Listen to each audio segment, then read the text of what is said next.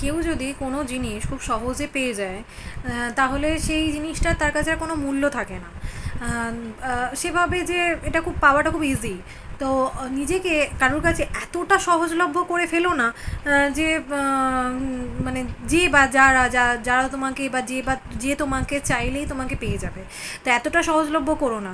কারণ অনেক ক্ষেত্রেই আমরা দেখা যায় আমাদের মানে লাইফ পার্টনারের ক্ষেত্রে বা আমাদের বন্ধু বান্ধবের ক্ষেত্রে, আমাদের ফ্যামিলির ক্ষেত্রে আমরা এত মানুষের কাছে নিজেকে বিলিয়ে দিই, বা যারা বেশি নিজের মানে সবার জন্য করে থাকে না, তাদের কোনো দাম থাকে না। তারা কোনো দিন প্রায়োরিটি পায় না জীবনে। যেমন ধরো সাপোজ তুমি যদি তোমার লাইফ পার্টনারের কাছে নিজেকে বেশি মানে বেশি বিলিয়ে দাও, মিনস তুমি যদি মানে তাকে খুব বেশি প্রায়োরিটি দিয়ে ফেলো, দেন দেখবে তার কাছে তোমার আর কোনো প্রায়োরিটি থাকবে না।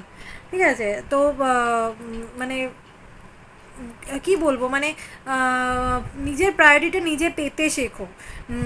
নিজেকে এমন করে ফেলো না যে তোমাকে লোকে প্রায়োরিটি দেবে, বা তুমি প্রায়োরিটি পাওয়ার জন্য লোকের কাছে মানে কি বলবো, লোকের কাছে লাথি ঝাঁটা খাও বা লোকের কাছে ভিক্ষা চাও।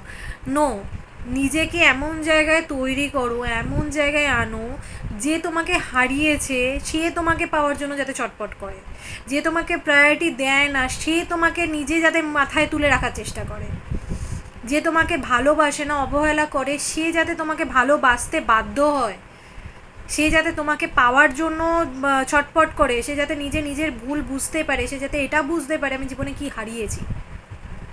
এটা প্রত্যেকটা মানুষের দরকার, প্রত্যেকটা ক্ষেত্রে প্রত্যেকটা মানুষের দরকার এটা। ঠিক আছে?